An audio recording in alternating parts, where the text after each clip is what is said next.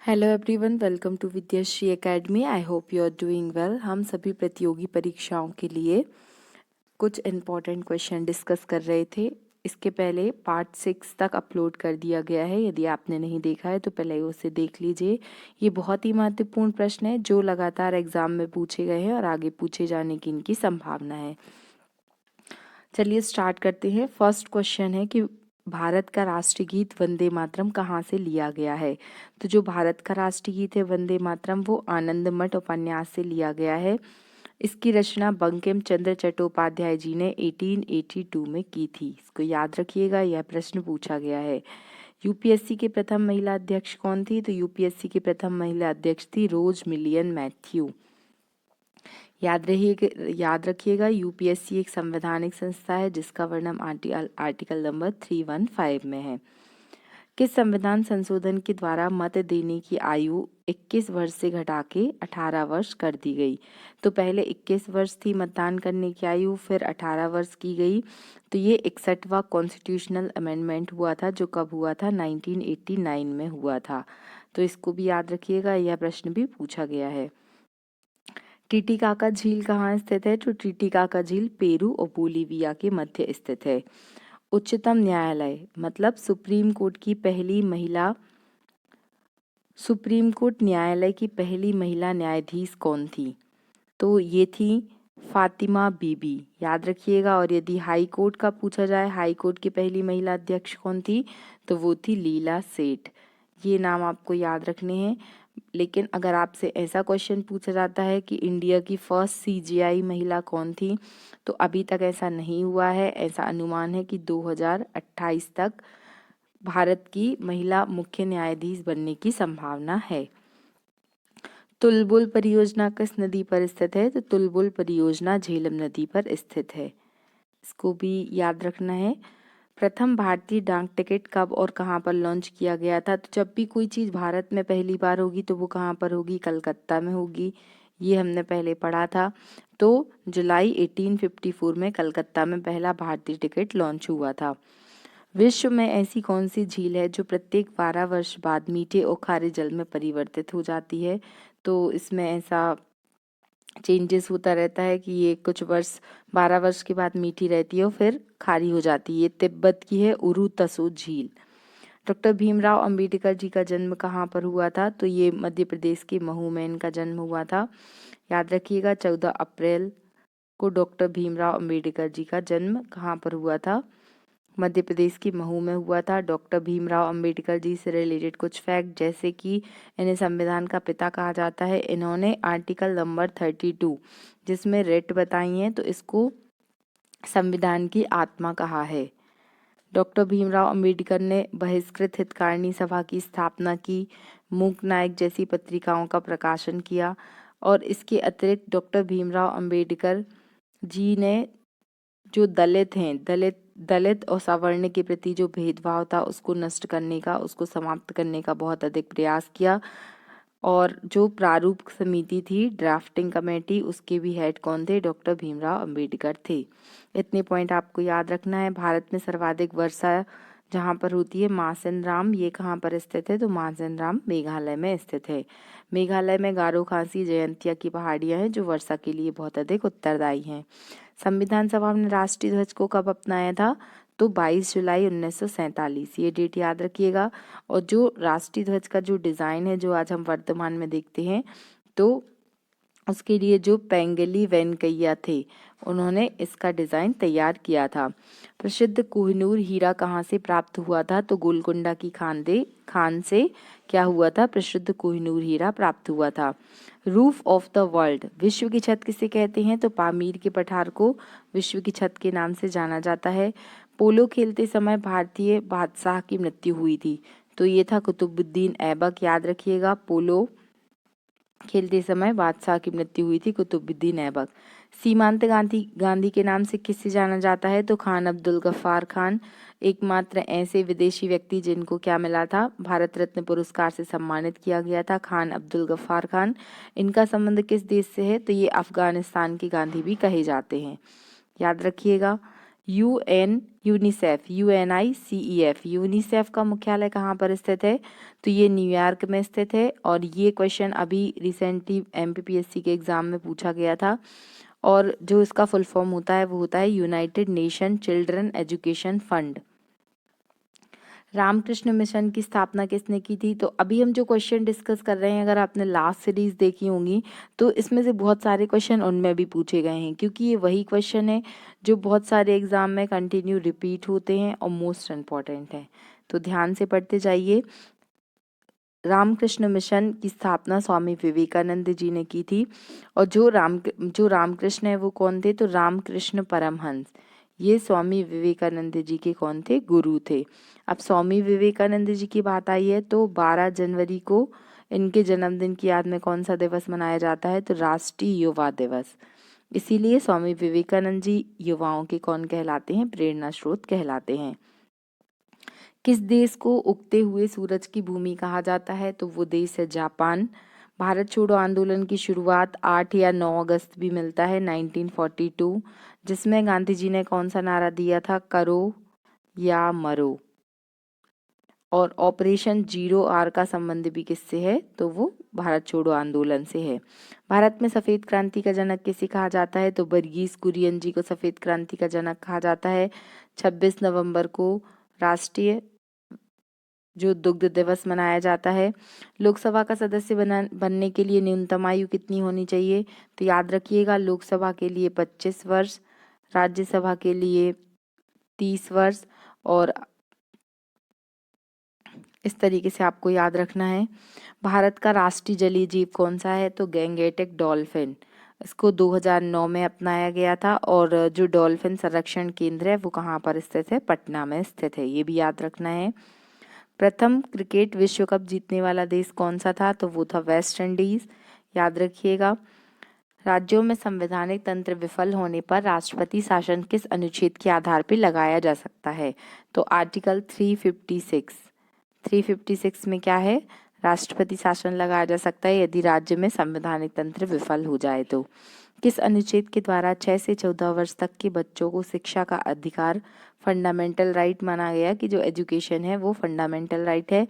तो article 21A से याद रखिएगा, ये बहुत ही इंपॉर्टेंट क्वेश्चन है। चंद्रमा पर मानव को पहुंचाने के लिए प्रथम अंतरिक्ष यान कौन सा था? तो अपोलो 11। अपोलो 11 के द्वारा चंद्रमा पर क्या गया था? मानव गया था। IMF का मुख्यालय कहाँ पर स्थित है? तो ये वॉशिंगटन DC में स्थित है। IMF, वर्ल्ड बैंक, इनकी स्थापना 1945 में हुई थी।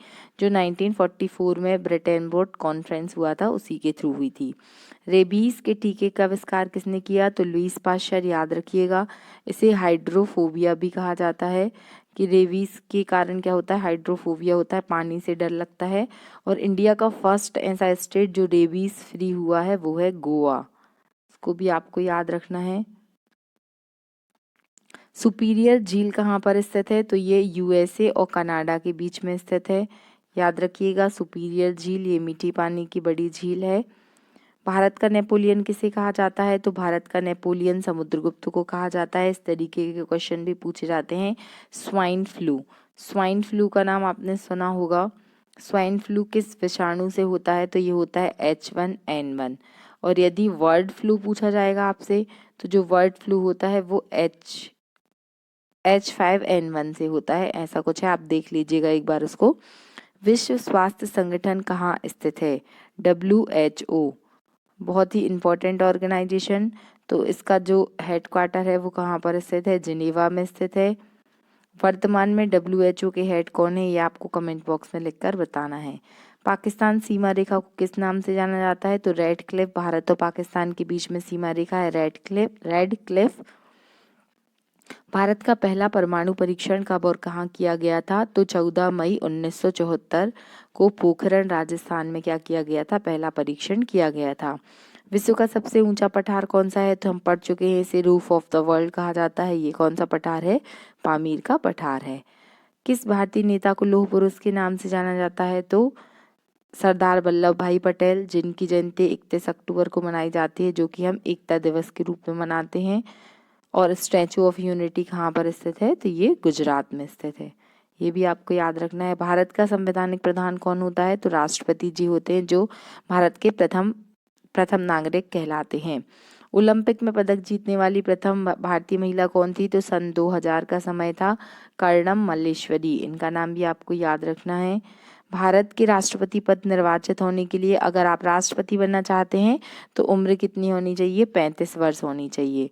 ये भी याद रखिएगा। लोकसभा के लिए 25, राज्यसभा के लिए 30 और राष्ट्रपति के लिए, गवर्नर के लिए 35। बेकिंग सोडा NaHCO3 याद रखिएगा। बेकिंग सोडा का फॉर्मूला यही होता है। किस महासागर को प्यासा महासागर कहा जाता है? तो प्यासी भूमि का देश। यहाँ पर महासागर की बात की जा रही है तो अटलांटिक महासागर। प्यासा महासागर कहा जाता है सवाना। अगर कोई चीज़ फ्री की मिलती है तो हम बोलते हैं भाई लोग सब आ जाना। तो सवाना मतलब क्या है? सवाना घास के मैदान कहाँ पर मिलेंगे? जहाँ फ्री का मिलेगा, अफ्रीका। याद रखिएगा इसको। फिर गोबी मरुस्थल कहाँ स्थित है? तो गोबी मरुस्थल मंगोलिया में स्थित है। तकला मकान मरुस्थल कहाँ स्थित है? ये आपको बताना है। तकला मकान नाम आपने सुना होगा।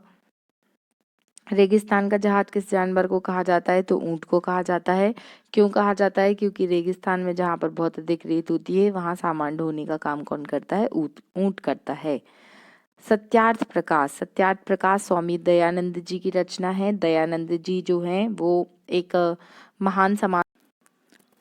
संस्कृत व्याकरण का जनक किसे कहा जाता है? तो संस्कृत व्याकरण का जनक महर्षि पाणिनि को कहा जाता है। भारतीय संविधान सभा की प्रारूप समिति के अध्यक्ष कौन थे? तो याद रखिएगा डॉक्टर भीमराव अंबेडकर प्रारूप समिति के अध्यक्ष थे। और इसमें ये 7 सदस्यीय कमेटी थी जिसके हेड डॉक्टर अंबेडकर थे और 6 अन्य सदस्य थे।